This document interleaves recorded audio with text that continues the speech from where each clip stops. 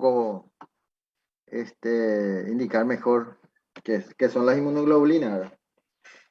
Si bien estudiamos casi todo ya de los componentes del sistema inmunológico, la inmunoglobulina lo dijimos así por parte y no, la estructura en sí no desarrollamos.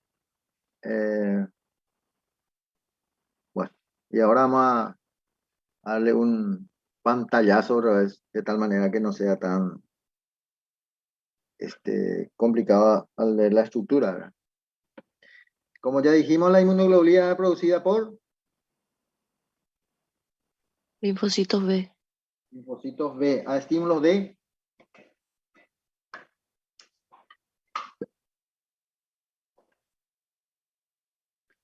¿quién estimulaba a los linfocitos B para que se produzca la inmunoglobulina? Qué lindo el examen así, ¿verdad? Linfocitos T, CD4. Linfocitos T, que a su vez estimulado por antígeno específico. Por un antígeno específico. Hablamos también que el linfocitos B podría no ser T dependiente. ¿Se acuerdan que había linfocitos B T dependiente y la independiente? Que directamente podría actuar con la célula presentadora y también ser activado de esa manera.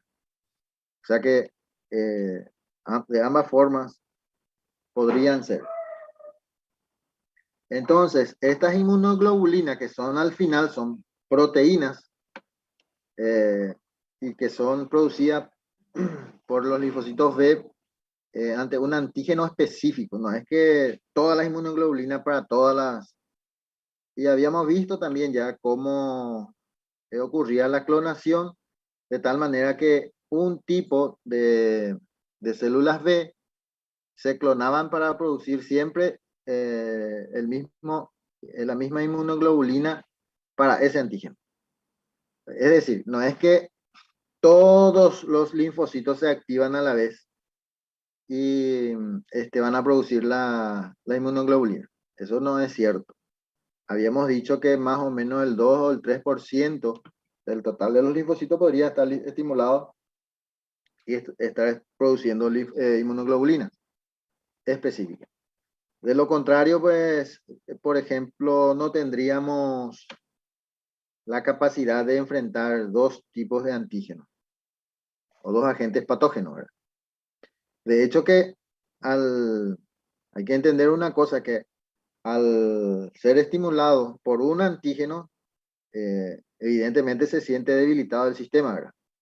No es que con la misma fuerza van a responder. Por eso que las enfermedades de base, por ejemplo, si nosotros tuviéramos una infección viral, fácilmente perdemos la defensa, o sea, disminuye nuestra defensa frente a otros agentes patógenos como bacterias, por ejemplo. Entonces, de repente uno empieza con un resfrío, con una gripe, y ahí, sin mucha importancia aparentemente.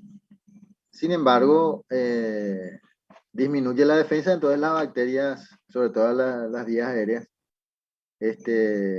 aprovechan esa oportunidad. No sé si me están entendiendo la idea, ¿verdad?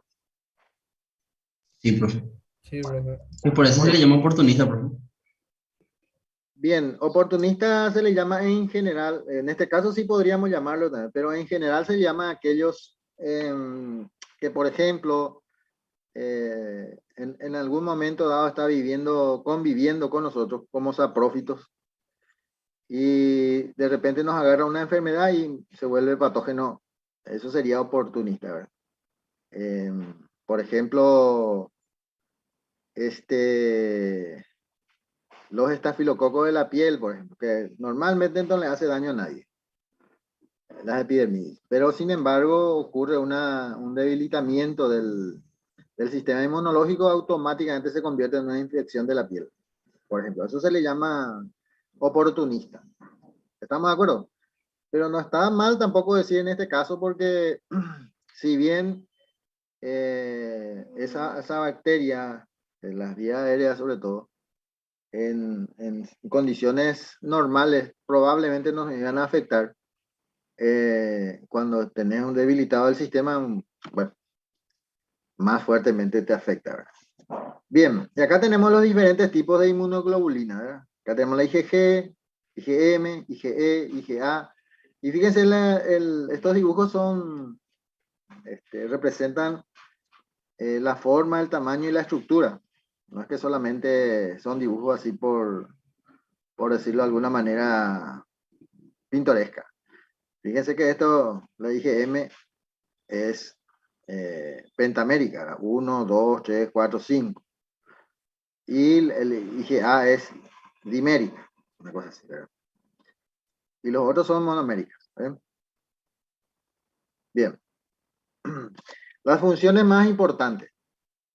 Fijar antígenos extraños encontrados por el hospedador. Eso es lo más resaltante, por decirlo, porque es específico, ¿verdad? Por eso es lo más resaltante. Es importante recalcar este punto, ¿verdad? Que la función fundamental de las inmunoglobulinas es fijar antígenos que va encontrando, ¿sí?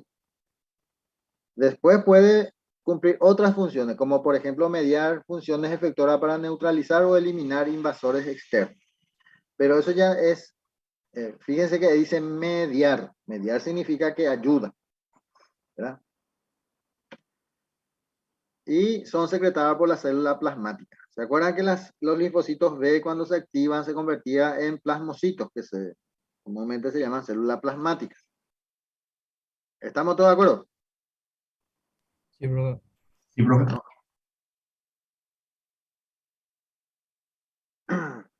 Pueden encontrarse en forma soluble o pueden encontrarse ancladas en las membranas de los linfocitos B, constituyendo receptor para antígenos. Ahí tenemos, por ejemplo, el caso del BCR. Y luego las familias o las superfamilias, ¿sí? O sea que tenemos dos formas. Las que son solubles, como es la IgM, IgG, IgA, IgE. Todos esos son solubles. Pero las que son de membrana no son solubles, o sea que están fijos. Acá, por ejemplo, representa claramente, ¿ven?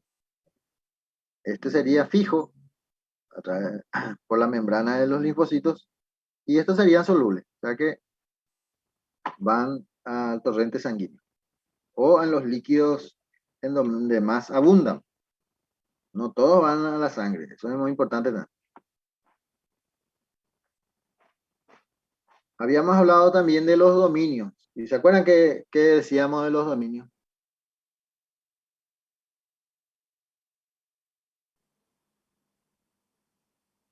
Secuencia de aminoácidos claramente reconocibles. Esos son dominios. O sea que cuando encontremos un dominio, siempre vamos a reconocer, este es el dominio 1, por poner un nombre, dominio 2, dominio 3. O sea que secuencia de aminoácidos que vamos identificando. En este caso en particular, habla de una estructura básica de aminoácidos de 110, dominio de inmunoglobulina, que se repite 4 o 5 veces en las pesadas y 2 veces en la ligera.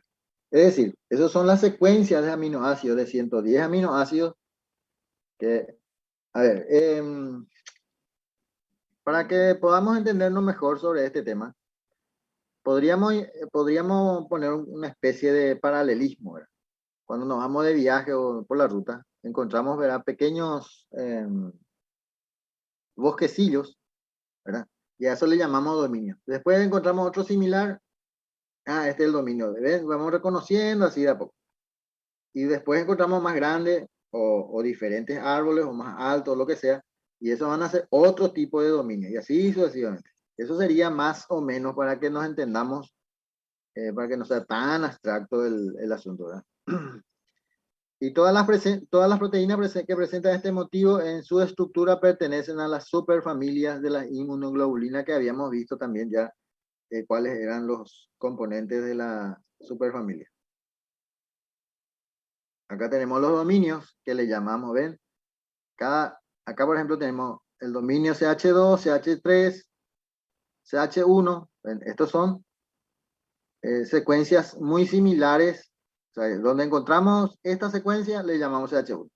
Donde encontramos esta secuencia, CH2. Y así sucesivamente. ¿Ya? Bien, acá tenemos los dominios son independientes a la región, mejor dicho, a la cadena pesada o cadena liviana. Eso no tiene nada que ver eso, sino esa secuencia puede estar en cualquier parte. La única diferencia que tiene que haber es que esas secuencias son iguales o similares, o sea, reconocibles. Acá tenemos la zona de unión del antígeno. ¿Ven? Estas dos zonas se le llama variables y estas se llama constante. Esto que está acá.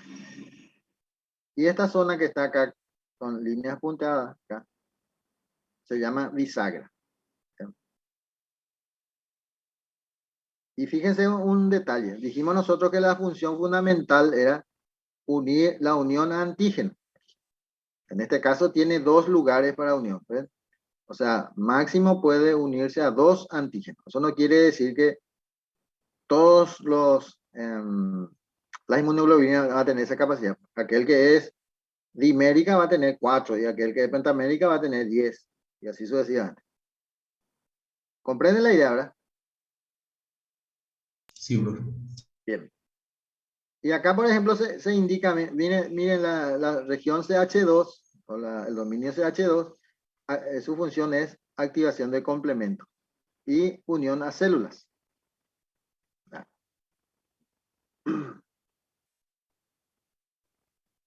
Bueno.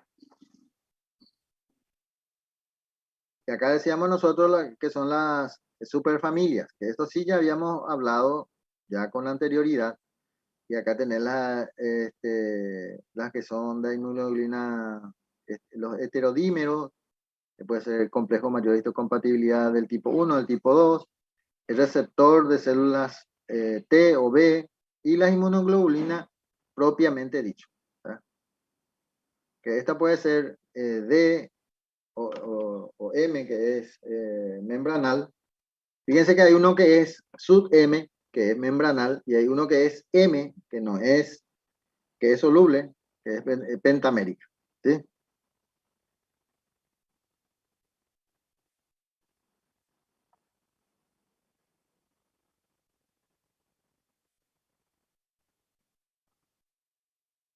Con razón no podía cambiar.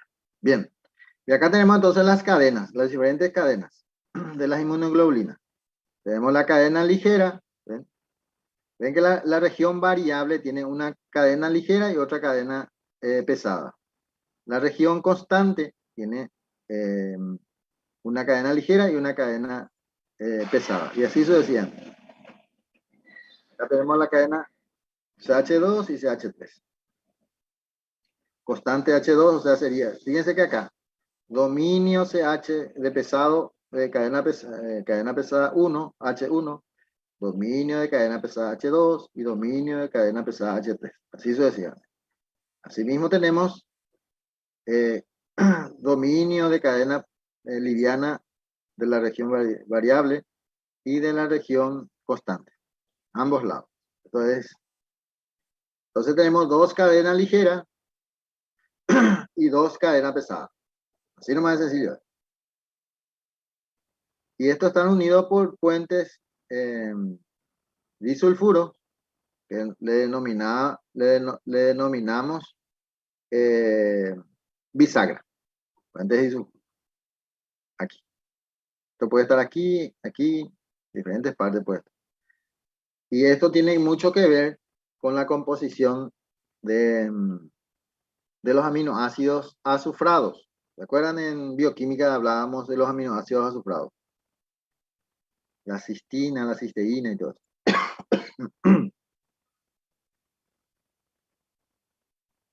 Bien, una cadena liviana está formada por un dominio variable, que es lo que dijimos ya hace rato, y un dominio constante.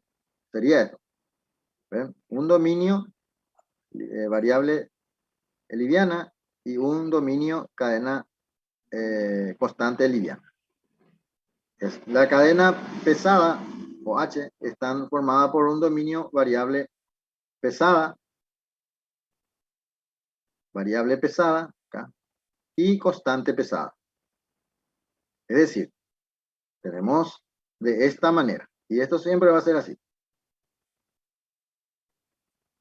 Y luego tenemos 3 o 4 dominios constantes CH. ¿Okay? Todos son pesados. ¿Sí? Constante pesado. ¿Me van comprendiendo, verdad? ¿O no? Sí, profe. Esto es muy fácil, no es muy complicado. ¿Ya? Entonces tenemos una región de fijación de anticuerpos y una fracción de constante. Las dos son bien diferenciadas. De unión, que sería aquí, FAD o FAB de anticuerpos, en inglés nomás está. Y la zona efectora, que es la fracción constante. ¿Se acuerdan que en esta zona era unión de activación de complemento, unión a células, a otras células, ¿sí? De tal manera, porque esa es la forma efectora, ¿verdad? Porque las inmunoglobulinas también actúan como opsonizantes. Entonces, ¿qué sucede? Se une a una célula, por ejemplo, y luego al opsonizarlo, un macrófago viene y lo fagocita, ¿verdad? Así de sencillo es. O sea que, fíjense un detalle que estamos hablando. Y pusimos énfasis en que la función más importante es la unión a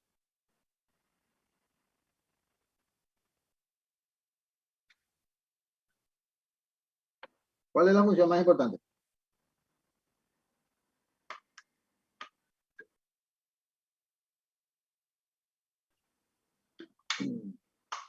¿De qué, profe? Unirse al antígeno.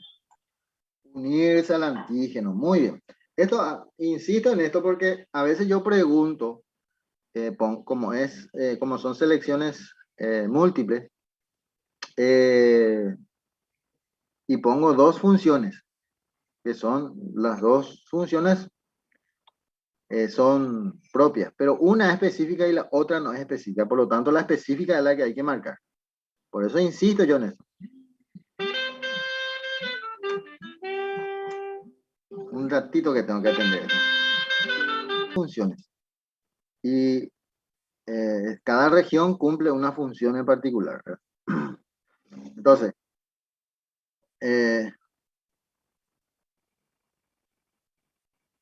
decíamos que teníamos dos zonas, que era la fracción de unión anticuerpo y la fracción constante. ¿Verdad?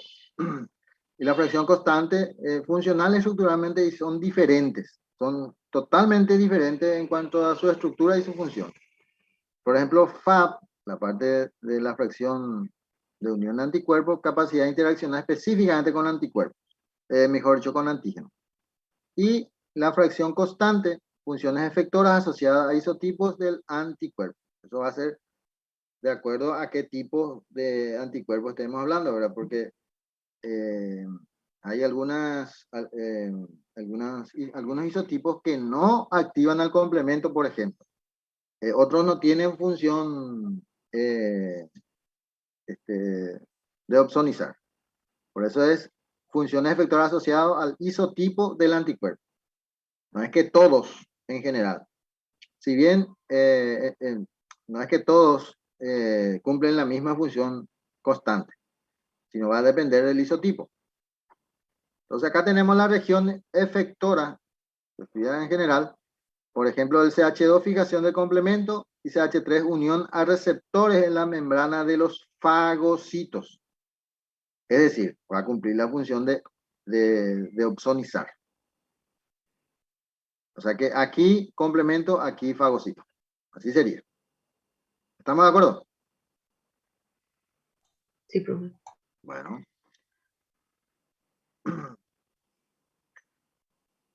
Entonces, tenemos la cadena mu, o mu, y la epsilon, que viene en un cuarto de dominio constante CH4. No todos estos pueden tener CH4, por ejemplo. CH2, CH1, CH2, CH3 es lo más común. CH4 sería en particular. Por ejemplo, la inmunoglobulina del tipo E, porque tiene epsilon, ¿ven? Por eso es E. Adivinen qué tipo de cadena va a tener la G. Gamma. Eso, muy bien. Y la D, Beta. delta. Delta, de dedo. Ah, Bien. D dijiste, escuché B, profe. Muy bien. No, existe inmunoglobulina del tipo B. No sé, profe, como escuché, no me respondía, profe, perdón. Muy bien. Espectacular. No, pero ese es el razonamiento que quiero que tomen, ¿verdad? Porque aparentemente, pues, se llama nomás por capricho alguien G o se llama M y se llama, qué sé yo.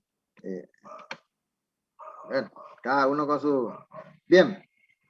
Entonces, fíjense, eh, los mastocitos, ¿cuál es su función?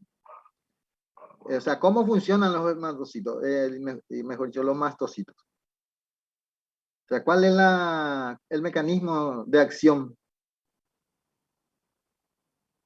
No sería las moléculas de complemento, profe. Sí, pero o sea, ¿cómo actúan? Por ejemplo, los neutrófilos, ¿cómo actúan? Se granulan para la histamina, para producir histamina, profe. Histamina, Y unas cuantas más. heparina. Sí. Bien, o sea que su función fundamental es la desgranulación. Estamos hablando de los mastocitos, ¿sí? Bien. Sí, profe.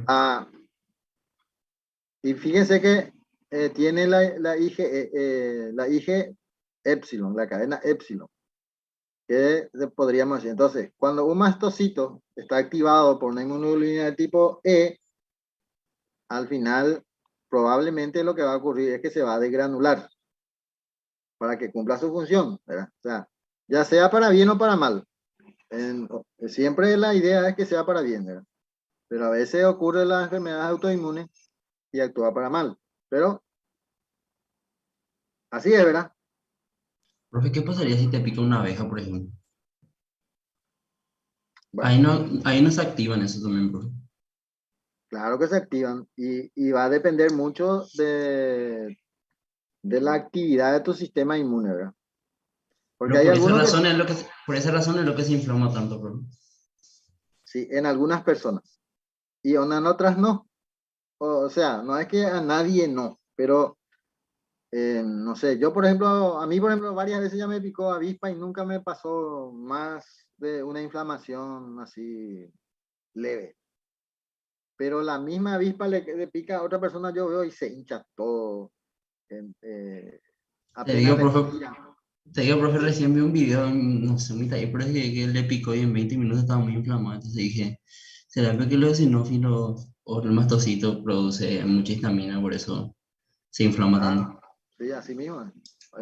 Eso depende mucho del sistema inmunológico. Hay un capítulo en particular que se llama hipersensibilidad, que vamos a desarrollar más adelante, que se refiere específicamente a ese tema. Pero es importante tener la base bien definida porque eso ya forma parte del sistema inflamatorio.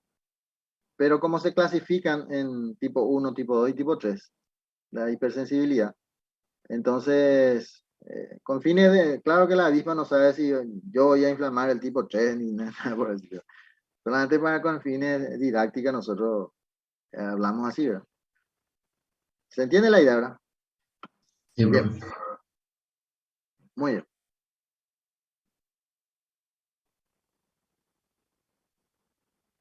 Entonces existen también las regiones determinantes de complementariedad.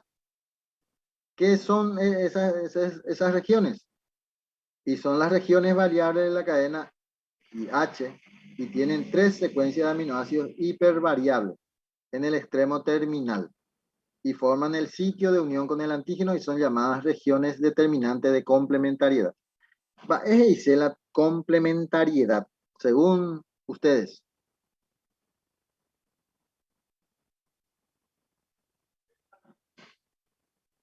Y profe, el complemento no sería la comunicación que hacen las células. Fíjense que hay dos situaciones de complemento. Una es las proteínas como complemento, ¿se acuerdan? Que habíamos estudiado. Que son otra cosa. Se le llamaba complemento de un principio porque se creía que se necesitaba de esas proteínas para que el sistema inmunológico se complete. Después nomás se vio que el complemento puede ayudar y también puede actuar directamente. Pero su nombre ya conservó, ¿verdad? En este caso en particular, no nos referimos a esas proteínas, nos referimos a una región en particular de las inmunoglobulinas que tiene una función muy importante que es la complementariedad. ¿Qué significaría eso? Si, Conjunto de ayuda, profe. claro, es un conjunto de ayuda, pero en el fondo sirve para adaptarse al antígeno.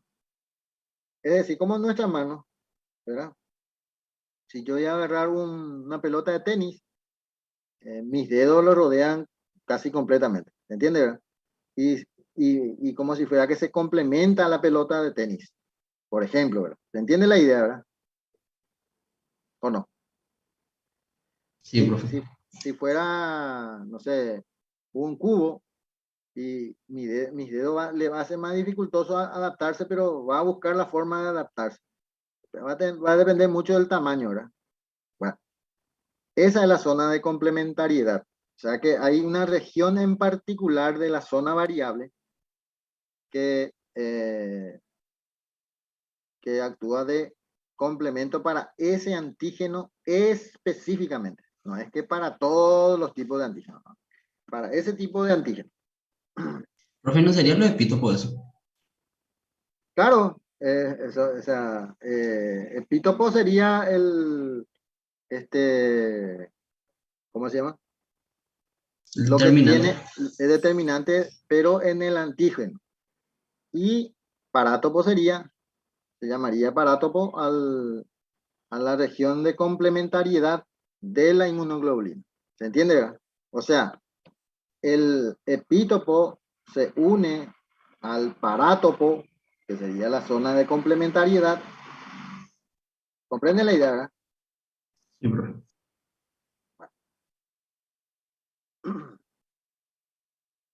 O sea que son las regiones determinantes de complementariedad.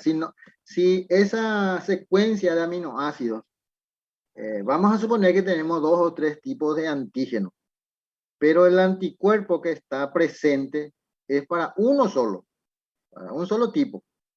Si viene antígeno 1, no puede entrar porque no son complementarias. Llave cerradura, por ejemplo, son complementarias. ¿Se entiende la idea? Pues yo meto la llave en la cerradura y perfectamente se complementan. A eso se refiere. Bien. Entonces tenemos de esta manera, ven, 3 regiones bien determinadas en que el antígeno va a unirse y acá están las regiones, ¿verdad? Receptores o dominios donde van a estar los CDR. Bueno, la especificidad del antígeno se deben a estas regiones hipervariables. A eso es lo que nos referimos. En este caso, acá estaría y acá también. Y esto sería la forma ampliada de esta zona, ¿no? Y sería la N-terminal, sería esto. Y acá estaría la C-terminal, de este lado. O sea que, fíjense, entonces tendríamos que al antígeno se va a unir por la N-terminal y a las células, o a las membranas celulares, por la carbono terminal o C-terminal. Bien.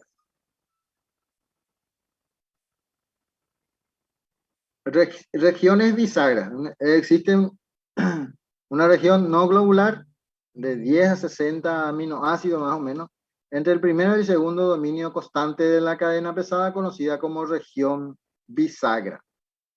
Esa es la puente de disulfuro, profe. Le pueden decir, ven acá, acá hay uno, acá hay otro.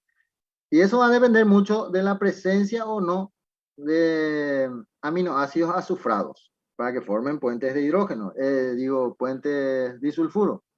¿Ven? ¿Cuál es la función que le da a la inmunoglobulina esta bisagra? Y así como dice su nombre, bisagra. Ustedes conocen lo que es la bisagra, ¿verdad? ¿Sí o no? Sí, Yo profe. no, yo no, profe. Todos conocen lo que es una bisagra.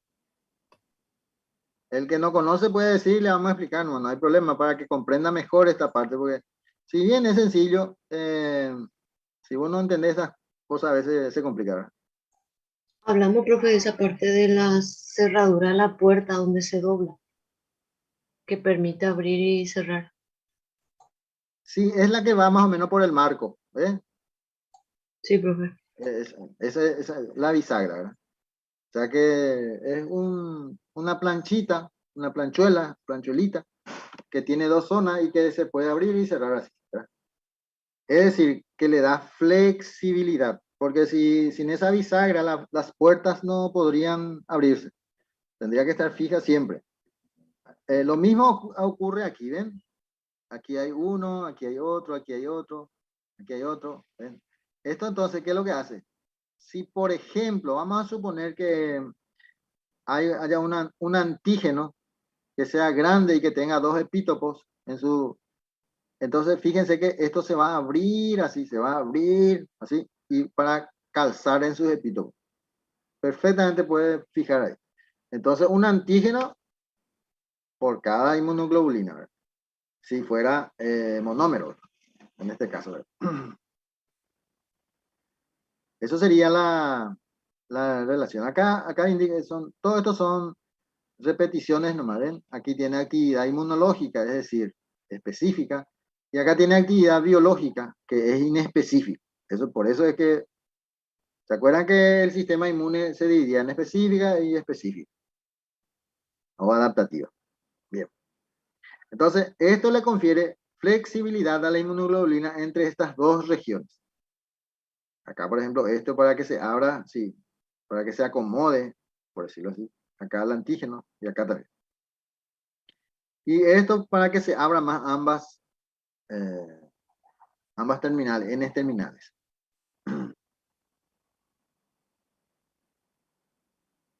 Acá está, ¿ven? Región bisagra. Donde haya puente de disulfuro, ahí hay región bisagra. ¿Ya?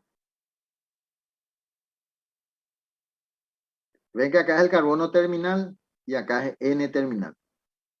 Es decir, tenemos aquí las uniones a las membranas celulares, por eso es biológica, ¿se acuerdan?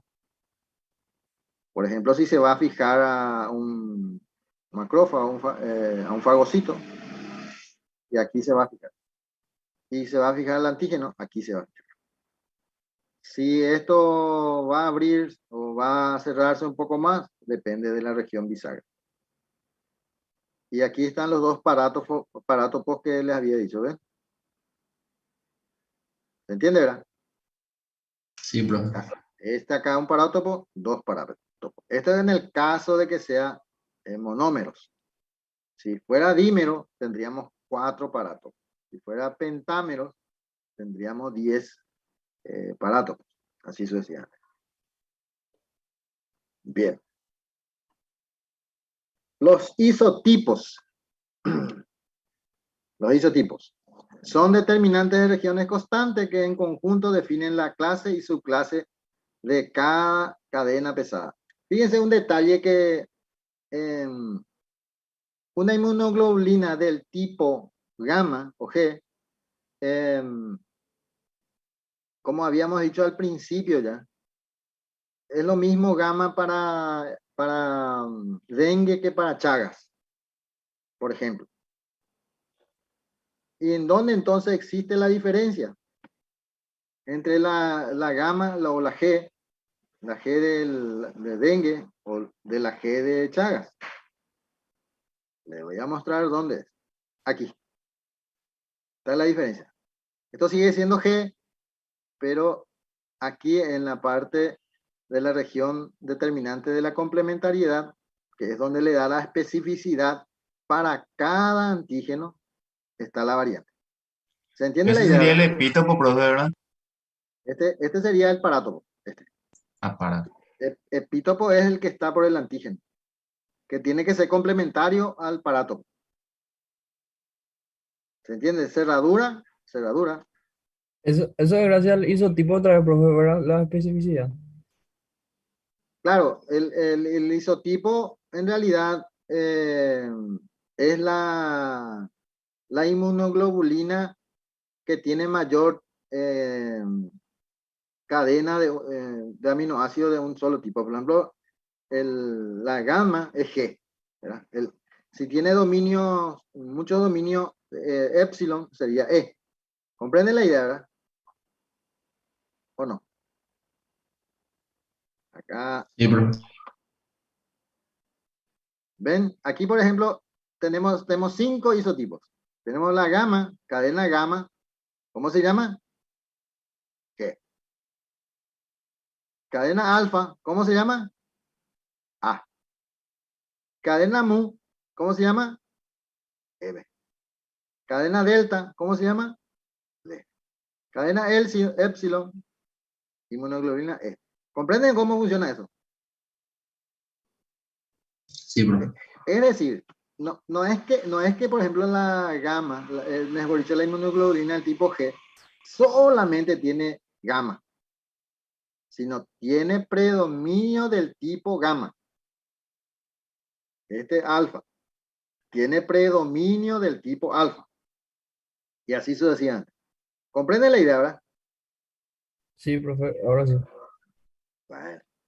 Esto también te ayuda un poco a fijar mejor, porque ven que los nombres parecen ser muy arbitrarios. O sea, si uno no tiene en cuenta este detalle, inmunoglobulina G, inmunoglobulina A, bueno, parece muy arbitrario o sea, a alguien se le ocurrió poner G y a otro se le ocurrió poner A y así sucesivamente.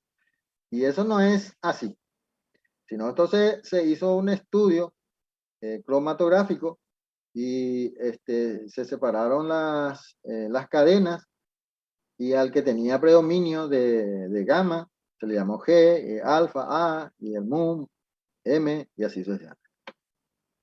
Bien. Profe, viste que el IgG a la vez se subdivide otra vez y eso no son isotipos también. IgG1, IgG2. No, esos son alotipos. Los isotipos son 5. Y luego sus variantes, que serían los alotipos, son, por ejemplo, IgG1, IgG2, IgG3, IgG4. ¿Está? En realidad, esos son, como les dije, predominio de cadena, o sea, la proteína está de cadena gamma en este caso, ¿verdad? Luego tienen pequeños dominios que son diferentes unos de otros. Y esos dominios cumplen funciones específicas otra vez, o sea, no específicas desde el punto de vista inmunológico, sino desde el punto de vista biológico. Por ejemplo, el IgG2 en la fracción CH2 activa más el complemento que el 1, por ejemplo. Y así sucesivamente. Un tipo de IgG del tipo 1, por ejemplo, es más abundante que el tipo 2. Y así sucesivamente. ¿Se entiende la idea, verdad? Sí, profe. Eso. Bien. Entonces, por ejemplo, acá tenemos la cadena ligera, puede ser de 2 tipos. Cadena kappa y cadena lambda. Entonces, cada molécula de anticuerpo tiene 2 cadenas alfa o 2 cadenas kappa. Ambos tipos se encuentran en todas las inmunoglobulinas, pero cada clase solo tiene un tipo de cadena pesada. O sea que acá lo que varía es solamente la cadena ligera. No varía la cadena pesada. Y solamente la cadena ligera contiene kappa y lambda. Lastimosamente esto dimos al revés y tarde me di cuenta, porque esto pues, ¿se acuerdan que cuando hablábamos de la última clase, cuando hablábamos de los genes, La región variable. exactamente, y a de la- esto se refería. Bien. Entonces, las inmunoglobulinas o los halotipos de la inmunoglobulina, los genes se codifican, como ya dijimos la vez pasada, y se heredan en forma de alelos. Por lo que cada uno de estos tipos variantes se le denomina variantes alélicas y el conjunto de variantes alélicas se le denomina halotipos. Y los halotipos se sitúan en la región constante de la cadena pesada y ligera. Esto sería de esta manera. Entonces tenemos, por ejemplo, halotipos de inmunoglobulina. En el hombre se han descrito 3 tipos de halotipos. El GM en la cadena G de la inmunoglobulina G, que sería 25 halotipos. El AM en la cadena, que sería en la cadena alfa, 2 halotipos. Y KM en la cadena ligera kappa de 3 halotipos. Entonces serían los diferentes halotipos. Entonces acá tenemos, por ejemplo, acá tenemos IG1, que es un tanto diferente en un tipo de ratón, en este caso cepa A, y el G1, que es muy similar, pero un tanto diferente con estos alelos, con la variante de estos alelos, que serían la cepa H. Es decir, mi IgG no es tan igual a la inmunoglobulina de otra persona. Eso significa. ¿Se entiende, verdad? Por eso halo es otro. Entonces es muy importante entender de que cuando la vez pasada estábamos discutiendo un poco también con las personas que dan responsabilidad social, la transfusión de sangre. Si bien no hace daño, o sea, no hace un gran daño, sino al contrario, cuando una persona, cuando un médico toma una decisión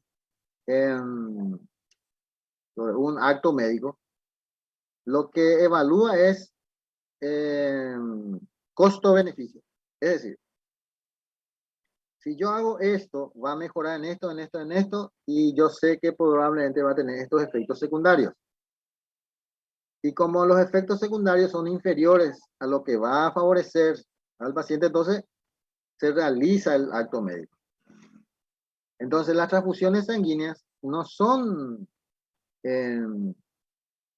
como inocuas. No es que completamente no te pasa nada. Claro que te pasa de todo porque es un tejido extraño que te están poniendo. Es como un trasplante eso, de tejido. Entonces, y es debido justamente a estas pequeñas variaciones que tenemos. Sin embargo, podríamos considerarlo que costo-beneficio es mucho más grande el beneficio que el costo, ¿verdad? Por eso que se sigue realizando.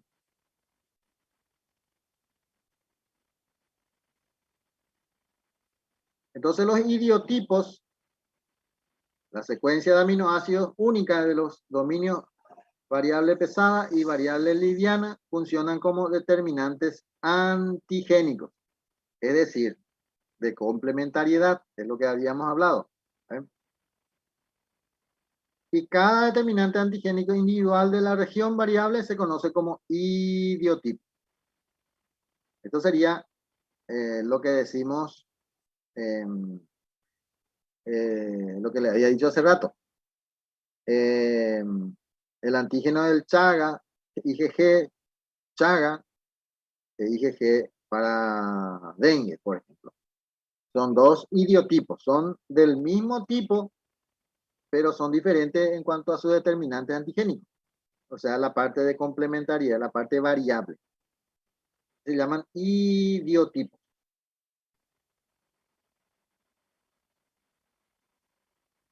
Entonces, cada anticuerpo presenta múltiples idiotipos. Algunos son el verdadero sitio de unión de antígeno, otros comprenden secuencia de la región variable fuera del sitio de unión. Es decir, la suma de los idiotipos individuales se denomina idiotipos del anticuerpo. Es decir, la zona de complementariedad es donde...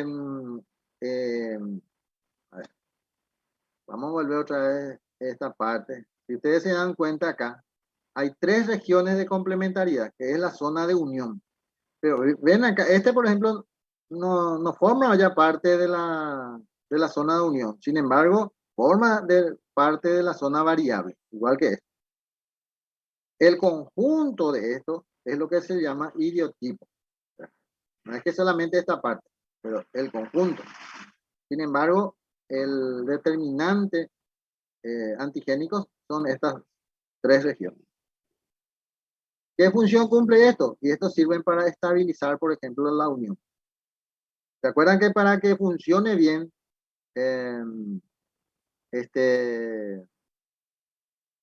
para que funcione bien, entonces tenemos que tener bien fijo al antígeno? Si el antígeno no tiene una unión firme, evidentemente, al anticuerpo, evidentemente ese anticuerpo puede escapar en cualquier momento y no lo anula. Así de sencillo. Bien.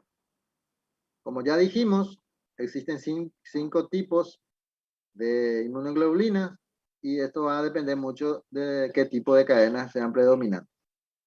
En este caso tenemos a IgG, ya no vamos a decir más.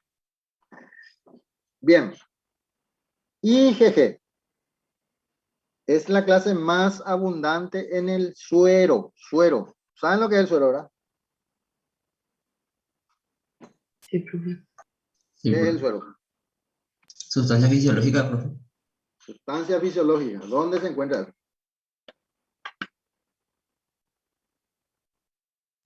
Y en nuestro cuerpo. Bien, para tener... Solución salina, profe. Solución salina natural. No, justamente eso, por eso justamente la serología, que viene de la palabra suero, serología, que es la determinación de sustancias inmunológicas solubles. La sangre tiene 2 partes. Una parte que se llama la parte figurada, que serían los glóbulos rojos, glóbulos blancos y plaquetas, y el plasma, que sería la parte líquida. Cuando el plasma pierde o consume la parte de fibrinógeno, o la parte del sistema de coagulación, el plasma se convierte en suero. ¿Comprende la idea, verdad? Esa Entonces, parte solo que queda lo que sería el suero, ¿no? Sí. La diferencia solamente es que uno tiene fibrinógeno y el otro ya no tiene. O sea que hay una pequeña diferencia entre entre el suero y el plasma, en que uno no está coagulado, el plasma no está coagulado, y cuando el plasma coagula, se convierte en suero. Esa es la pequeña diferencia. ¿Está todo bien? Y de ese suero estamos hablando.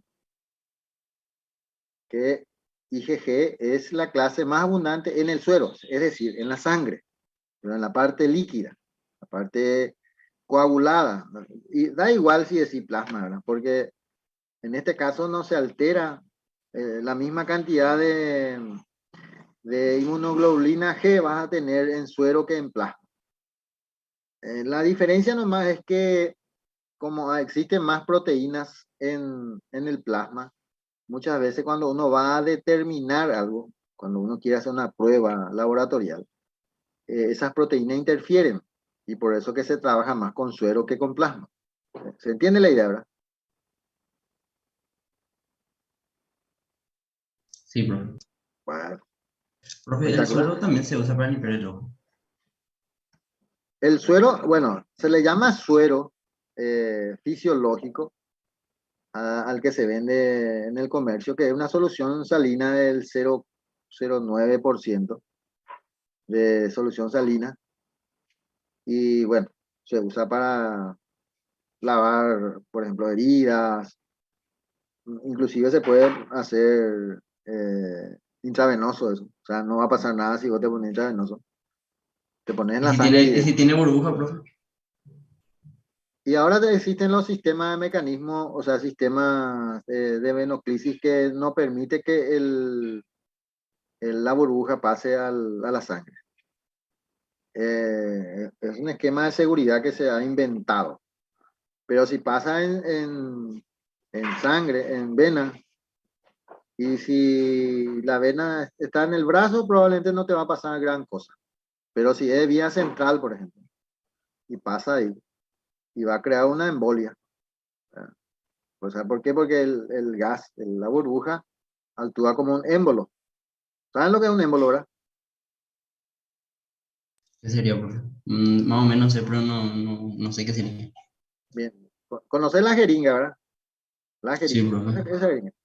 Y ahí tiene adentro tiene es un cilindro eso, es un cilindro y adentro tiene como una especie de pistón, ¿eh?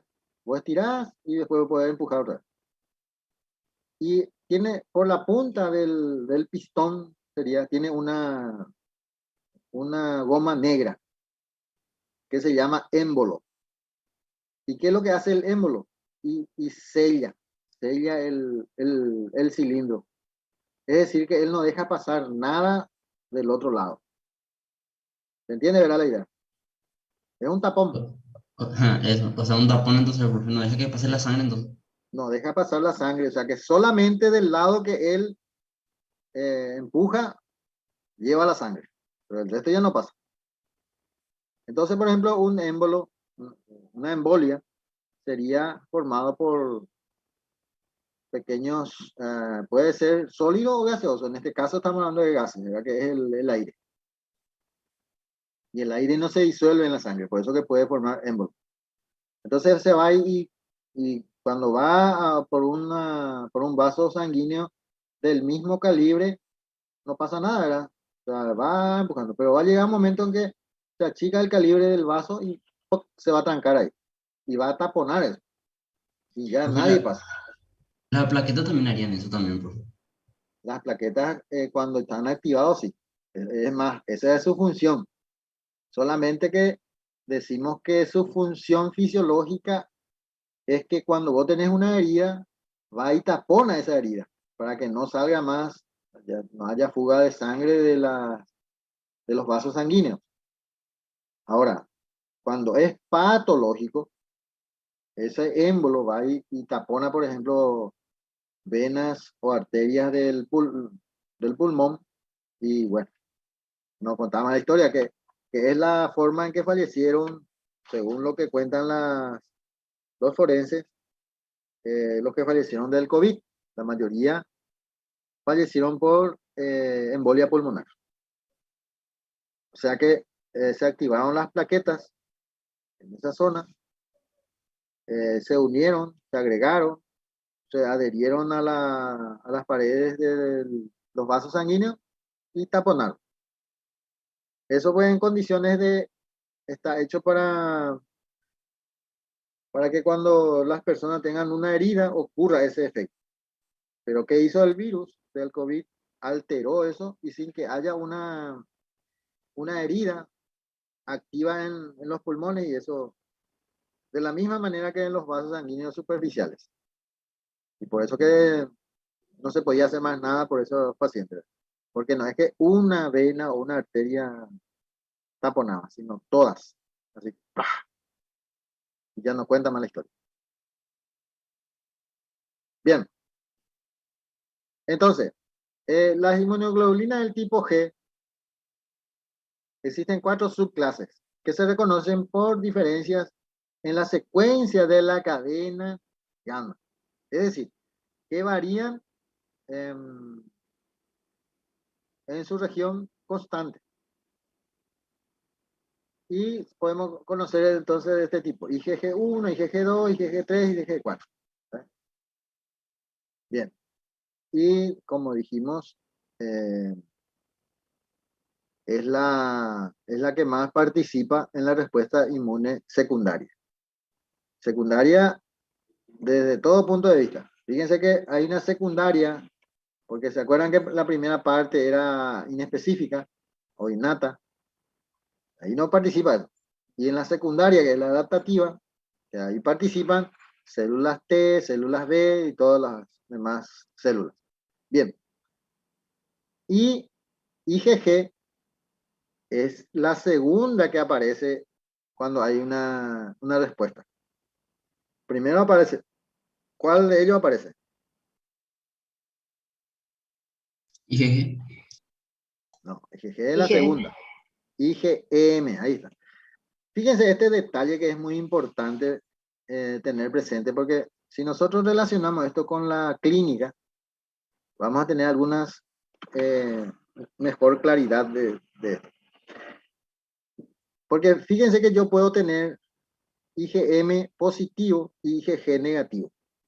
O sí, eso es cuando hacemos un estudio cualitativo.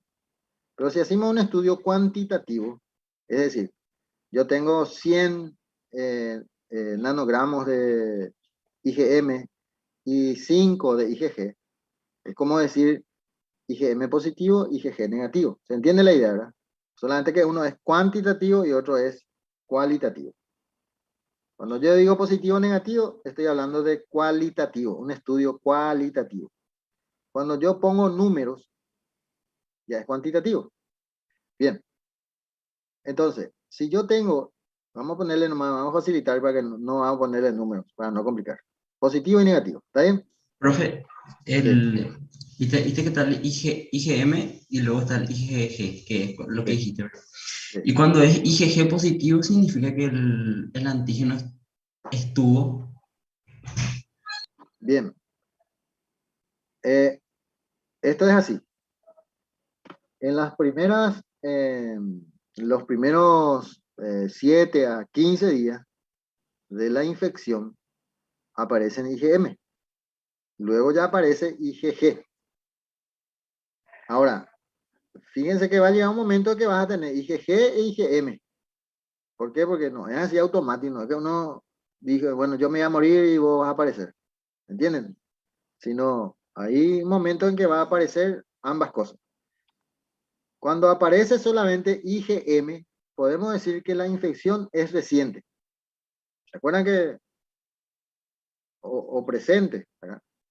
Presente y reciente. ¿Por qué? Porque después de 15 días más o menos, de 12 a 20 días más o menos, ya aparece IgG. Entonces, si yo digo que solamente tengo IgM, entonces evidentemente voy a tener, voy a decir de que es reciente. Ahora, si yo tengo IgG y IgM juntos, positivos los dos, es decir que la infección ya estamos más viejo, por decirlo así, más antiguo.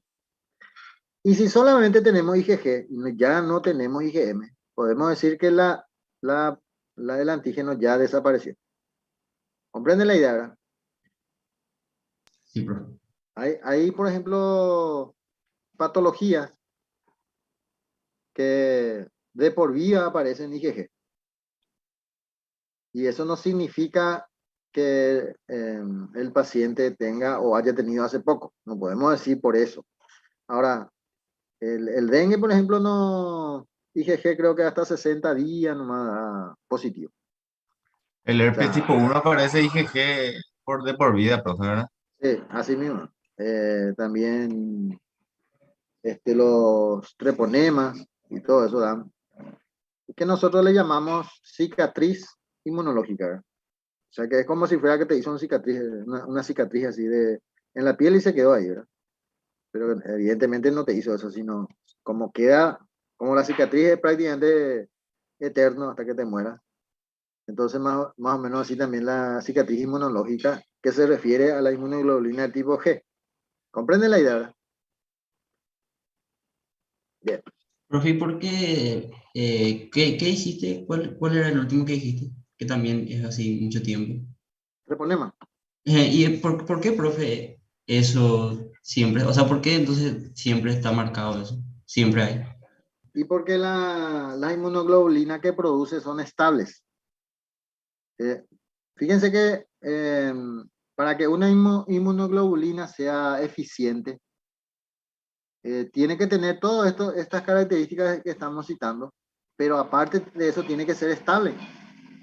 Porque ¿qué va a pasar si un virus, una bacteria o lo que sea, vive más de la estabilidad de la inmunoglobulina? Y la inmunoglobulina no va a ser efectiva. ¿Comprenden lo que digo? Ok, profe. Sí. Es decir que la estabilidad, ustedes entienden cuando yo digo estabilidad, ¿verdad? Porque ese otro a veces es un esquema medio complicado. Por ejemplo, el cuerpo humano más o menos es estable 80 años, más o menos, ¿verdad? En promedio. La paraguaya 75 años y el paraguayo 70 años. Esa es la estabilidad promedio del cuerpo humano paraguayo. Es decir, que las mujeres viven más que los hombres en el Paraguay. Entonces, las proteínas que producen tienen que tener una cierta estabilidad, o sea, tiene que acompañar parte de la vida para que sea considerado estable. No es que produce y después desaparece, produce y después desaparece. Eso, no es, eso se llama inestabilidad. ¿Estamos de acuerdo? Ok, profe. Y en el caso de que no sea efectivo, es inmuta, ¿verdad? No, si no es efectiva la inmunoglobulina, que es lo que se creía con el tema del COVID, generalmente es porque es inestable. Generalmente porque ya se presume que no va a tener problemas de especificidad, porque es difícil que un linfocito B produzca una inmunoglobulina inespecífica. O sea que esa probabilidad ya no se tuvo en cuenta. Lo que sí se tuvo en cuenta es que o que no tengan la capacidad de anular o de bloquear o que sea inestable. Linfocito B, dijiste, profe, era por eso.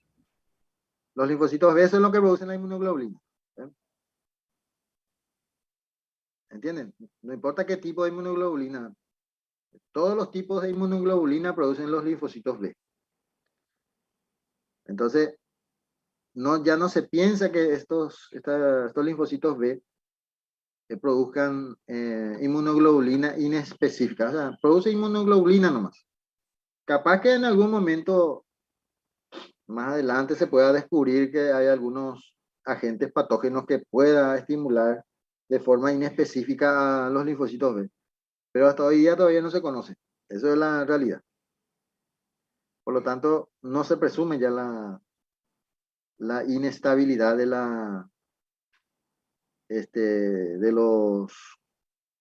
mejor dicho, la inespecificidad de las inmunoglobulinas. ¿Estamos de acuerdo? Sí, profe. Bien. Es el único anticuerpo que atraviesa la placenta. Fíjense que como hay varios subclases,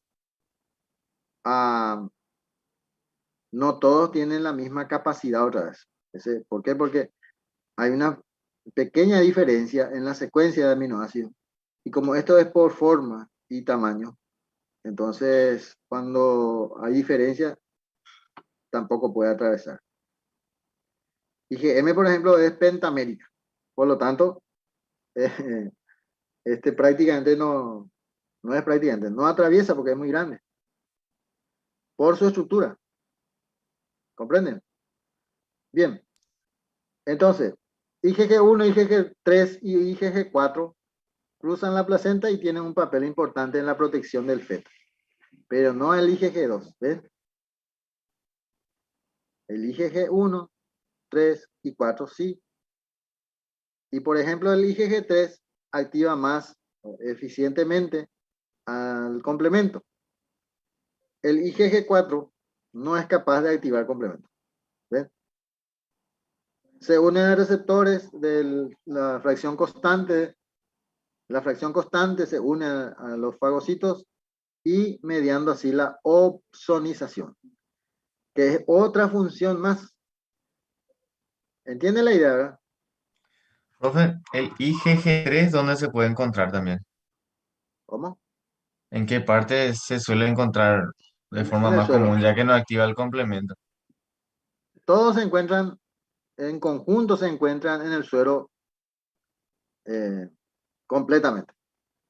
Pueden atravesar ciertas barreras por su estructura primaria. O sea, por la diferencia en su estructura primaria. ¿Por qué yo sé que es diferencia de estructura primaria? A ver, Fertile.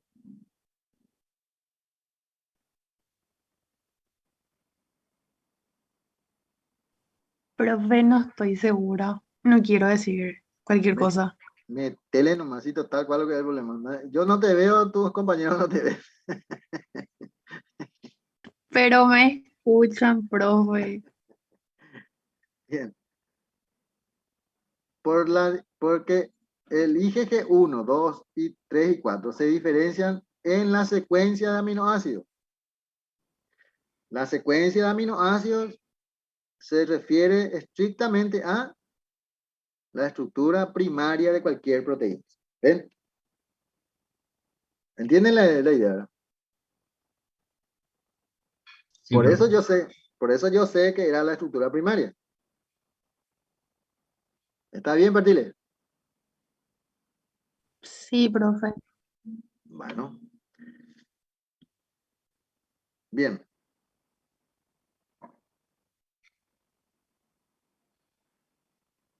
Bien. El IgG en general defiende el compartimiento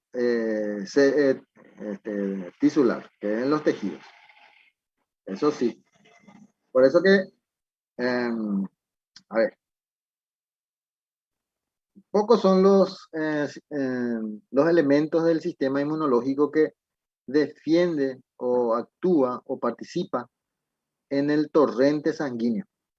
O sea, tiene que transportarse a otro lugar o al lugar de inflamación o de agresión o lo que sea para que pueda actuar. Eso siempre hay que entender, ¿verdad? Ya sea células, la célula pues complica un poco más porque tiene más volumen, pero no así la célula, los elementos solubles, como ser la inmunoglobulina, el complemento y todo eso. Es decir, que si cuando llegan a la sangre, eh, ya estaríamos en una situación más complicada, no en condiciones normales ya eso. Bien, IgM representa el 5 al 10% del total de las inmunoglobulinas. Muy bajo, ¿verdad? Su representación. Es pentamérica que dije. 1, 2, 3, 4, 5. Y están unidos así. ¿Eh? Este no me parece un dibujo muy grosero, ¿verdad? Pero no le hagan caso. Bueno, es el principal inmunoglobulina producida en la respuesta inmune primaria. O sea que lo primero que aparece, se dice, bueno, primaria. No hay que confundir esta primaria con la inespecífica o innata. Primaria significa que aparece primerito. O sea que antes que IgG, por ejemplo. ¿Está todo bien? Sí, profe. Bien. Se puede ver en forma monomérica, o sea que uno solo de estos, en la superficie membranal de los linfocitos B. O sea, que como receptores. ¿Se acuerdan que los IgM podría ser membranal o soluble? Soluble es pentamérico, no soluble es monomérico. Y en el suero en forma de pentámero, o sea, formando 5 unidades de inmunoglobulina del tipo M más una cadena J. Más una cadena J, que parece un chirimbólogo. ¿Ven? Bueno, está bien, lo también, así que medio parezca groserito, pues entonces rápido ustedes van a fijar a qué se refiere. ¿Hay alguna pregunta sobre esto?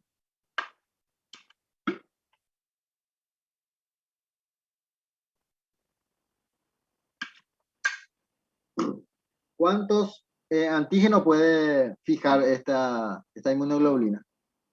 10. 10, eso.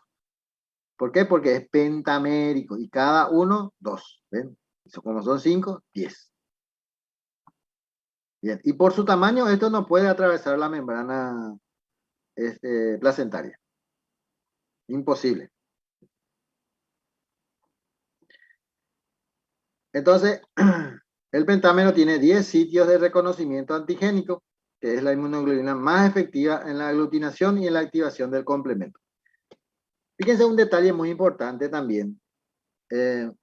Como dijimos, esto es la primera en aparecer en una infección, lo que significa, como tiene mayor capacidad de bloquear al agente agresor, prácticamente si esto atraviesa es porque el agente agresor es más potente que el sistema inmunológico en ese momento. Entonces activa el segundo esquema, que serían los IgG. ¿Se entiende la idea, verdad? Sí, profe. Porque debería ser la más potente, porque tiene 10 sitios de unión. Es la primera inmunoglobulina sintetizada por el feto. Es decir, que dentro del feto, no dentro de la placenta, dentro del feto. Fíjense que el feto actúa como una especie de inflamación en la madre, por un lado. Y él mismo siente como un esquema inflamatorio. Entonces produce inmunoglobulina. Por una cuestión de adaptación, porque si no, no va a poder. Y en este caso defiende el sistema, el compartimiento vascular. Fíjense que en este esquema habíamos dicho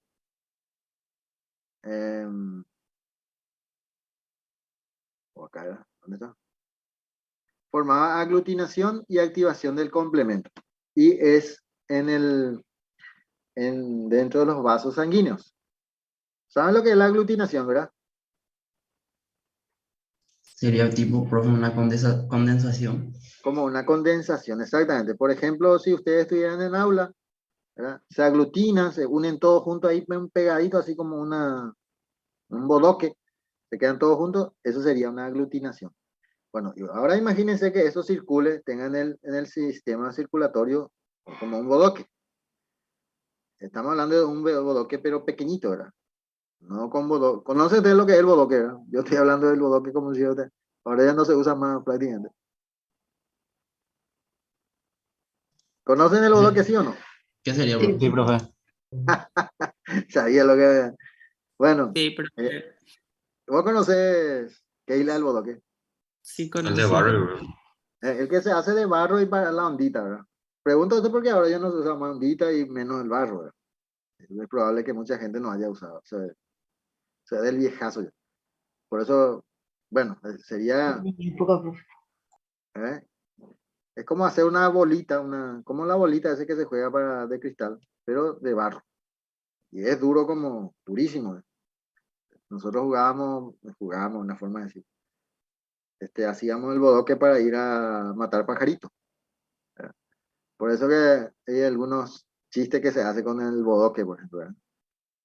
A él le dice, hermana, vos querés, si te morís y volver a resucitar, ¿qué vos querés ser?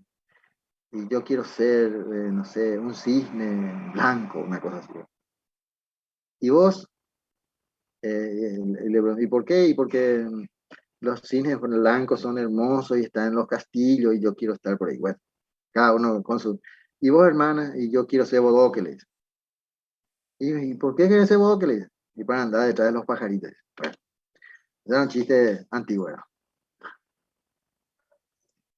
Bien. Bueno, no hay necesidad que se rían. Qué groseros eran, profe. Eso eran groserísimos nuestros chistes, ¿verdad? Bueno, bueno, ¿se acuerdan que IgG dónde defendían? Compartimiento tisular. Muy bien, Tisular. eso. Muy bien. IgA, 10 al 15% del total de las inmunoglobulinas y cada molécula secretada es un dímero más una molécula de cadena J y un componente secretor. O sea, ¿qué sería este?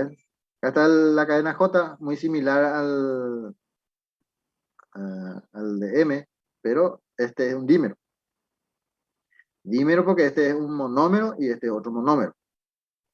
Al unirse dos monómeros se llama dímero. El otro se llama pentámero porque son 5. 5 monómeros unidos. Bien. Y es la principal inmunoglobulina en secreciones como el calostro. Todos conocen lo que es el calostro, ¿verdad? Sí, profe. Pues, el que no conoce tiene que preguntar porque entonces se le clarifica ya el asunto y ya deja de joder con eso. Ya directamente ya va a entender. No hay que tener vergüenza si no se sabe. Hay que preguntar. Y bueno. Bien. La saliva. Saguete y beso, por ejemplo, se usan de inmunoglobulina ABMT. Lágrimas. Y las secreciones del sistema respiratorio en general, ¿verdad? Moco y todo eso. O sea que en esos lugares vamos a encontrar en mayor proporción.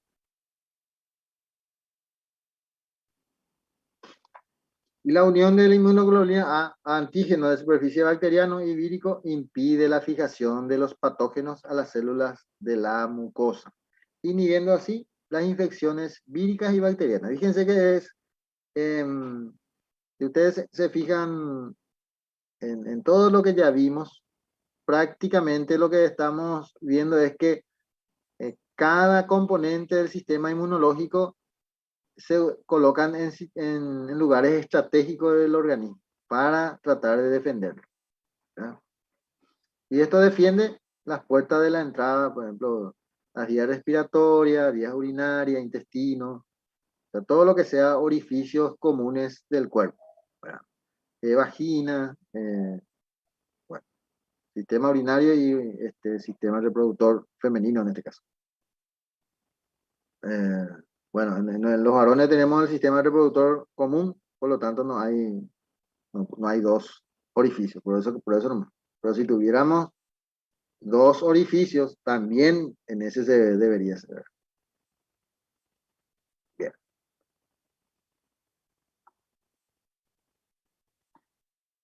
IgE es el de menor concentración por razones obvias, ¿verdad?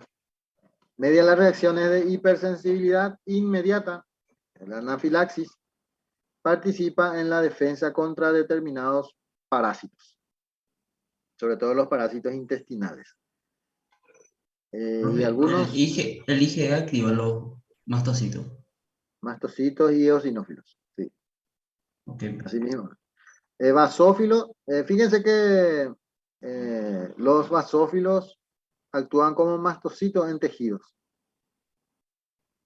¿Comprenden? En O sea su, que en su sí. membrana entonces está, profe, ¿verdad? No, acuérdense que habíamos hablado nosotros que esto no hay necesidad que, ahora es IgE, ¿verdad? Pero aquí en la zona variable de unión de antígenos, aquí, en todos lugares, y esta es la zona de unión a membranas celulares. Es decir, que estos son producidos ¿por qué tipo de células?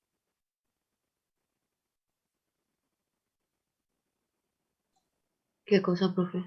Esta inmunoglobulina es Linfocitos B. linfocitos B. Insisto en este, parece hasta ofensivo lo que digo, ¿verdad? En el sentido de que, pucha, tantas veces ya dijiste que linfocitos B. Pero insisto en esto porque muchas veces los muchachos confunden su acción en cuanto a su producción. Una cosa es producir y otra cosa es la forma en que actúan. Y la forma en que actúan se unen a los mastocitos y a los eosinófilos para forzar una degranulación, por ejemplo, ¿verdad? ¿Entienden, verdad? Para liberar histaminas, en el caso de que sea alérgeno, y en el caso de que sea del sistema, un problema del sistema de coagulación, libera también heparina. Se une entonces a los mastocitos, pero está en la membrana del linfocito B, profe. No. Estos son solubles. Solubles. Soluble significa de que, por ejemplo, se produce, vamos a suponer que se produce en el ganglio aquí de la maxilar inferior. Y como son solubles, puede actuar en el dedo gordo.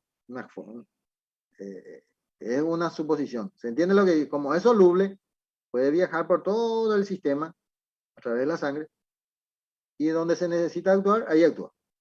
Si encuentra un mastocito ahí, pum, se une y produce la degranulación. Pero es soluble. ¿Estamos de acuerdo? Ya, sí, profe. Bien. Profe, yo tengo una duda. Sí, adelante. Por ejemplo, el IgA es secreción externa, ¿verdad? Sí, secreciones en general. Ok, en la secreción, o sea que cuando se produce demasiado IgA es patológico, profe. Eh, de patológico como patológico no es, pero es una pérdida, en el sentido de que como son proteínas, ¿comprenden? Vamos a suponer que ya sabemos que se produce mucho en secreciones mucosas. Los niños, por ejemplo, los bebés, cuando tienen mucosidades, no es un esquema patológico eso, sino es un esquema de defensa. O sea que si yo le trato a ese niño, a ese bebé, sus mucosidades, le trato para eliminar sus mucosidades, me refiero, ¿verdad? En vez de hacerle un bien, le estoy haciendo un mal. ¿Por qué? Porque el niño tiene que ser mocoso. Así de sencillo. Y Profe, entonces, en la mucosidad se encuentran. Ahora, vamos a suponer que Profe, sí, por ejemplo, si una avispa te pica, por ejemplo, el hinchazón que te produce es la actuación de la IgM, por ejemplo, ¿verdad? no, la IgE, porque la avispa produce, inyecta sustancias alérgenas. Fíjense acá, media las reacciones de hipersensibilidad inmediata, que se llama anafilaxis. Y la anafilaxia es lo que produce la picazón de avispas, hormigas, no sé, el polen, por ejemplo, el polen de algunos árboles y otras más. Y producen reacciones anafilácticas. Es decir, lo que conocemos vulgarmente como alergias. Y en las alergias, en particular, se produce de forma inmediata la inmunoglobulina del tipo E, que a su vez estimula la degranulación de los mastocitos, y estos mastocitos liberan histaminas y esta histamina produce la inflamación localizada primeramente, y después si es que es una anafilaxia verdadera, eso se extiende al sistema respiratorio, sistema cardíaco y bueno, se puede complicar. profe, bueno, a lo que iba mi pregunta era, profe, ¿Por qué te pregunto esto? Porque el IgA entonces es alergia, ¿verdad? Que sería, por ejemplo, No, una IgE, roncha, IgE, una roncha. IgE. Perdón, IgE. Sería una roncha, ¿verdad? Sí. Por ejemplo, me pone a razonar, por ejemplo, porque supongamos, yo le conozco a gente que, por ejemplo, tiene alergia, por ejemplo, todos los días, a la noche o lo que sea, consumen alcohol, comen mal, y gente que yo vi que empezaron a comer bien le desaparece su alergia. Entonces significa, profe, que el alcohol o todo lo que comían bien le hacía producir IgE, por eso tenía esa alergia. Y al no activar eso, porque come bien, Bien, no produce alergia. bien. Los alimentos eh, eh, contienen aminoácidos que son precursores de la histamina. ¿Entienden? Que no hay necesidad precisamente. Ustedes van a escuchar, habrán escuchado lo que vivieron en el campo, campaña, no en el campo ahí de la ciudad del campo, ya eso, no sé cómo. O te vas a Paraguarí, por ejemplo, ahora no es más campaña porque peor ciudad, ¿verdad? Estoy hablando del campo, campo. ¿Ah? Campo, campo es chacra, vaca, caballos, eso es campo, no es fuera de Asunción. ¿Entienden la idea, verdad? Sí, profe. Ustedes van a habrán los que vivieron ahí, famosos escuchan, no vayas a comer, en guaraní siempre dicen, Anire upea upea y yoja, el poroto, por ejemplo, ahí yoja. ¿Qué es el yoja? El yoja en guaraní significa que es alérgeno, que es alergia, te va a producir alergias y se va, ¿verdad? Quiere decir eh, que la comida que uno come tiene muchos aminoácidos que son precursores de la histamina. Entonces, nosotros tenemos la capacidad de producir histamina de manera espontánea. Entonces, alimentos que uno consume con mucha cantidad de esos aminoácidos, te puede producir alergia. En este caso, no interviene directamente la inmunoglobulina del tipo E. ¿Por qué? Porque si ustedes se dan cuenta que la inmunoglobulina del tipo E participa en la degranulación de los mastocitos para que libere histamina.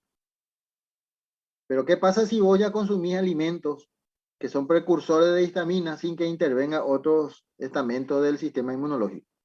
Y automáticamente la histamina te produce alergia o reacciones alérgicas, mejor dicho. ¿Se entiende la idea, verdad?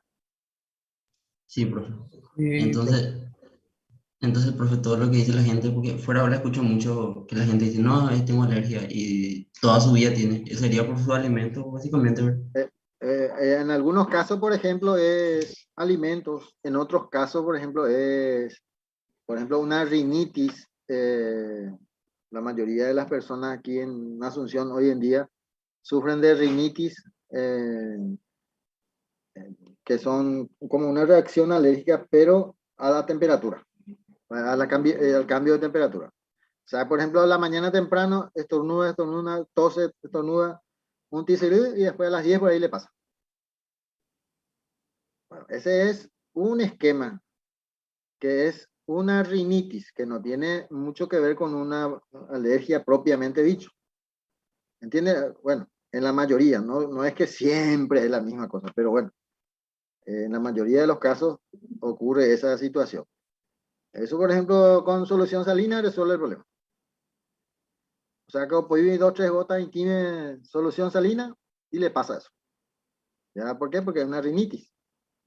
Profe, eso, o sea, la rinitis podría producir, por ejemplo, gente, o sea, que veo también, profe, que cuando empiezan a tomar, por ejemplo, gente tereré muy frío, empiezan a toser también así. También, claro, y porque el cambio de temperatura es lo que le produce ese efecto. Y fíjense Ok. que eso, por ejemplo, puede tomar antihistamínico, pero no le va a hacer mucho efecto. ¿Por qué? Porque no es la producción de histamina lo que le ocasionó eh, esos síntomas. Y esto es muy importante porque vos le puedes dar a tu paciente antihistamínico y se va todo el día dopado en su trabajo, lo que sea, y no le resuelve, o sea, es decir, se va a resolver, Cuando cambie, cuando sea un poco más elevada la temperatura, se va a resolver eso. Y para disminuir los síntomas, se puede poner solución salina en tu nariz, con jeringa, o hay algunos que ya se venden así, y que lo inyectas y ya comen. Mejora muchísimo y desaparece la secreción y nada. No pasa nada. ¿Estamos de acuerdo? Ok, profe. Hay que tener el botiquín, entonces, eso, profe. Solución salina. Sí, pues sobre todo cuando tenés niños en tu casa. Eso es típico. Los niños generalmente tienen rinitis al amanecer. Catuete, ese es un problema. Bien. Dale, profe. Entonces, ¿está? ¿No hay alguien más que tenga algún tipo de curiosidad? En el caso del shock anafiláctico, profe. Bien, el shock anafiláctico, que generalmente es medicamentosa, ¿verdad? Generalmente, no es que sea la única, pero en el shock anafiláctico participa en gran medida la inmunoglobulina del tipo E. ¿Por qué? Porque estimula la degranulación a gran escala de los mastocitos. Entonces, ¿qué sucede? Como los mastocitos están ubicados en casi todo el organismo, produce una reacción sistémica y produce un shock. ¿Saben lo que es un shock, verdad? ¿Conocen lo que es un shock?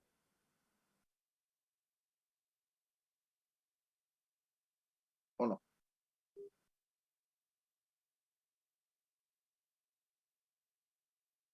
Hola. Algunos ya se fueron a dormir. Cuando la sangre no es suficiente, creo, profe, ¿verdad? Con el flujo de sangre. Bueno, ese es un shock, un tipo de shock, pero es hipovolémico. Sí, ¿Eh? Pero de cualquier manera es el shock, ¿verdad? La pregunta es shock.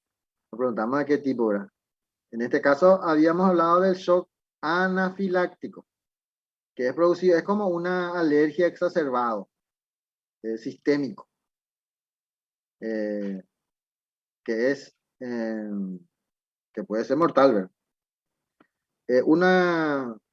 Las personas que sufren de alergia al polen, por ejemplo, se va al bosque y puede morir ahí por un shock anafiláctico. Lo que pasa es que es más conocido nomás el medicamentoso porque generalmente son detectados en los hospitales, ¿verdad? Pero sin embargo, en los bosques, bueno, no llegó a una origen, no me comprenden la diferencia, ¿verdad? Sí, profe. Bueno, de cualquier manera, como les dije, en la próxima clase probablemente ya vamos a entrar en... ¿Cuándo rendimos esto a todo eso? En junio ya, ¿verdad? La primera semana de junio. Sería Creo que es 11, profe. El 11 de 7, junio. El 7. Es decir, el 7 sería de una clase más después del examen ya. Así sí, sería, ¿verdad? profe. Sí. Sí, profe. Y es probable entonces que lleguemos hasta ese punto. Voy a mirar un poco el calendario. Profe, podríamos hacer un repaso en la siguiente clase. Podemos hacer así, sin ningún... Me gustaría hacer los repasos de esta manera. O sea, que sean preguntas, así ven, estas preguntas que ustedes hacen, las hacen por curiosidad todavía, pero viste que si hacemos un repaso, bueno, vos tuviste que haber leído y se te surge la duda, o no entendiste. No sé si me entiende la idea, ¿verdad? Sí, Sí, profe. Porque si yo vuelvo otra vez a decir nomás las cosas así, yo no sé si eso les va a ayudar o no les va a ayudar. Sin embargo, si ustedes me dicen, por ejemplo, ¿saben qué? Yo no entiendo cómo actúa la inmunoglobulina del tipo E. Es más, yo no sé ni qué es lo que es la inmunoglobulina del tipo E. Bueno, entonces, hablamos sobre eso. ¿Ven? ¿Entiende la idea, verdad? Entonces se le va aclarando así las cosas bueno, y vemos qué solución podemos darle a eso. ¿Está bien? Doctor, al final de la clase, ¿podrías decir los temas que van a entrar en el segundo parcial? Bien, el 7. Espera que un ratito voy a mirar por mi calendario y después ya ahora estamos acá. Gracias. 31 sería. Vamos a ver, el 31. Y el 7 sería, sí. El 31 sería ya la última clase antes del examen. Bien. Sí, vamos a ver todo ese tema. Voy a ver si... O le paso a la delegada, que me es más fácil, porque entonces miro así para que no... que no haya... Bien. Gracias, profe. Seguro, Sol acá es la delegada, ¿verdad? También. Sí, profe. Bueno.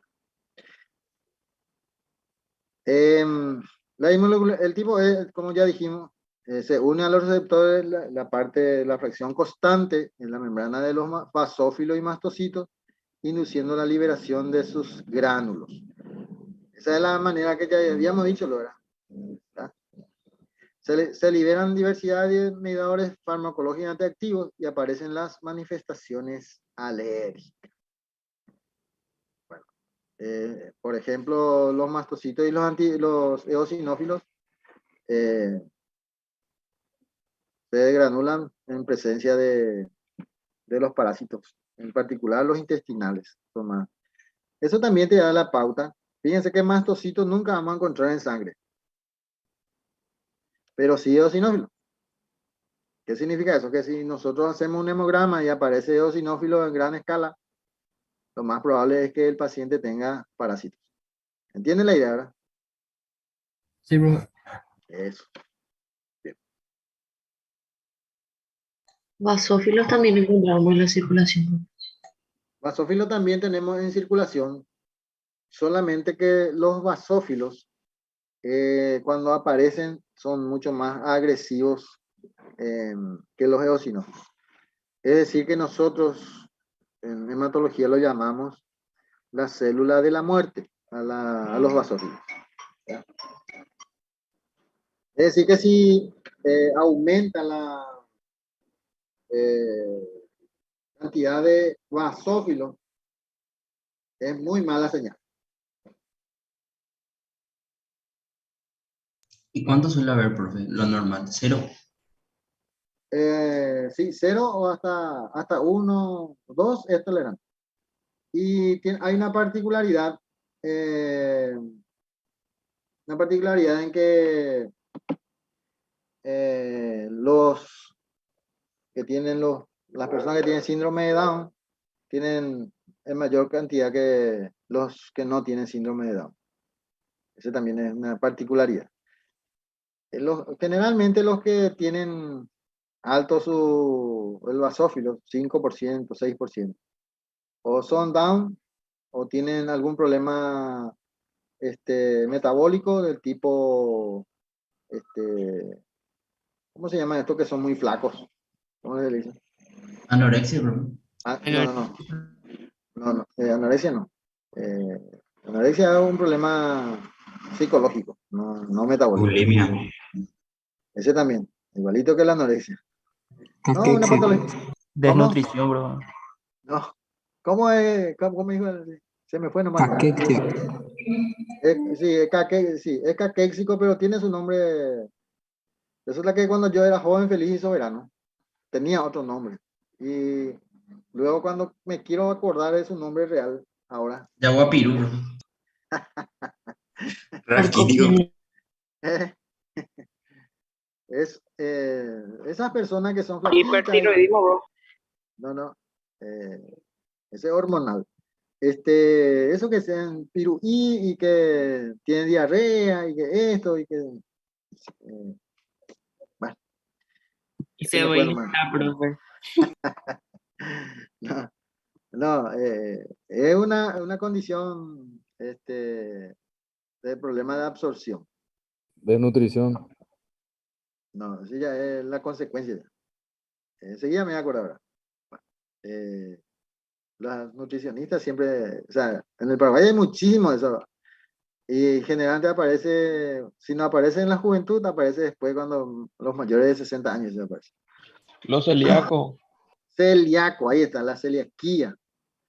Bueno, y ahora me olvidé lo que quería decir con respecto a eso.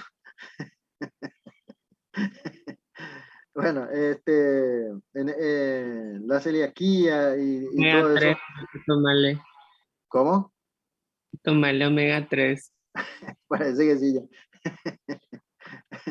Este, la celiaquía y todo eso, que son problemas metabólicos, aparecen también basófilos al 5%. Y lo más grave es cuando, por ejemplo, ven que la celiaquía, como hay problemas de absorción, y la vitamina B12, por ejemplo, es prácticamente la única fuente que tenemos es a través de la absorción o consumiendo. Entonces, vamos a tener una anemia del tipo megaloblástica, ¿verdad? Pero también se puede manifestar con vasofilia y basófilo, vasofilia difusa en glóbulos rojos y basófilos en glóbulos blancos. Generalmente eso hay que ir investigando en médula ósea en una leucemia, por ejemplo. ¿Verdad? Para que vean nomás que los basófilos cuando aparecen, no aparecen de balde. Son muy exquisitos los basófilos. Por eso es muy importante hacer un buen hemograma para informar eso. Bien. IgD tiene una concentración sérica de 30 microgramos más o menos, o sea, bajísimo. Y junto a la IgM es la principal inmunoglobulina unida a la membrana que expresan células B.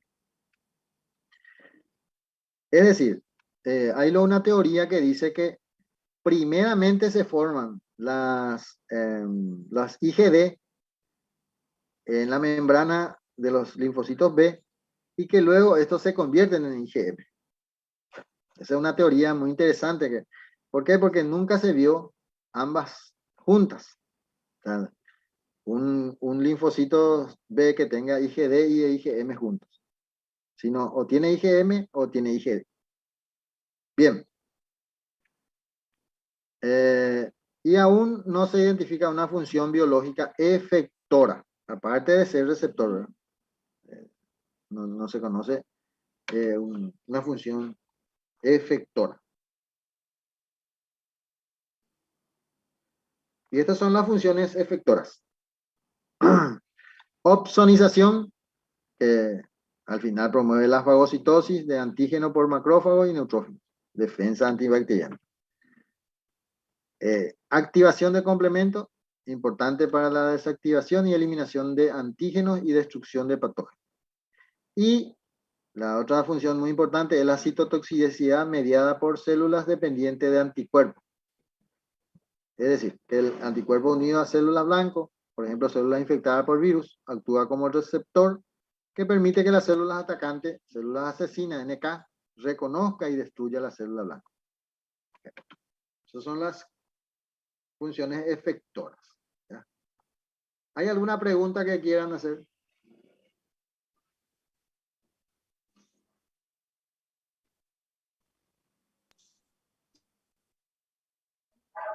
No, profe. Bueno, entonces vamos a dejar acá. Profe, te puedo preguntar sobre Adelante, adelante. te Sin puedo problema. preguntar, profe, sobre nuestro tema de Sí, la sí, tarea que trabajo. tenemos que entregar. Sí. Sí, señor.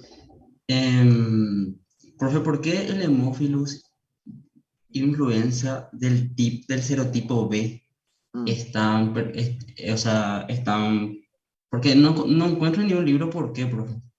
¿Por qué qué? Y por qué, por ejemplo, es tan grave que que los otros serotipos. Bien, las influencias conocidas hasta hoy día son A y B, que son las más graves. A, bueno, en este caso, ¿cómo se llama? El descubrimiento fue en ese orden nomás. Entonces a uno se le puso A y después al otro se le puso B. Y la diferencia fundamentalmente es en la intensidad de los síntomas y la gravedad al final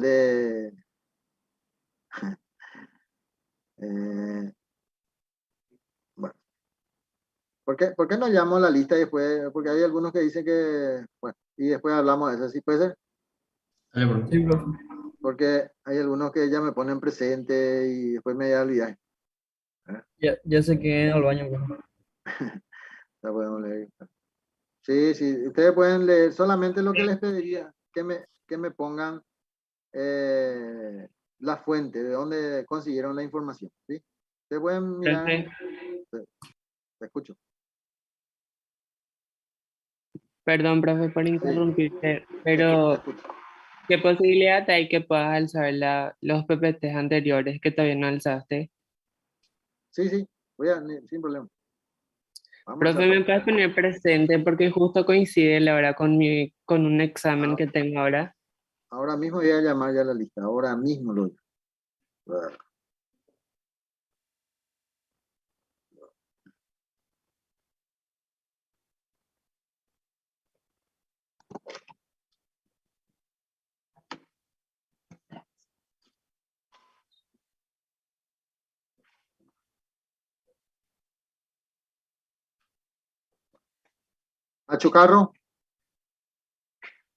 Achucarro Narváez, Te escribió en el chat, profe. Añasco Fernández, Presente. Antunes, Presente, doctor. Araujo Paredes, Presente, profe. Arias Machuca, Presente, doctor. Arrúa Gaona, Presente, doctor. Báez Cardoso, Presente, profe. Báez Palacios, Presente. Vareiro Vera, Presente. Benítez Melgarejo, Presente. Benítez Román, Presente. Cardoso Vera, Presente. Chamorro González, Presente, profe. Chena Reyes, Presente. Duarte Vareiro, Duarte Aveiro, presente, profe. Florentín Portillo.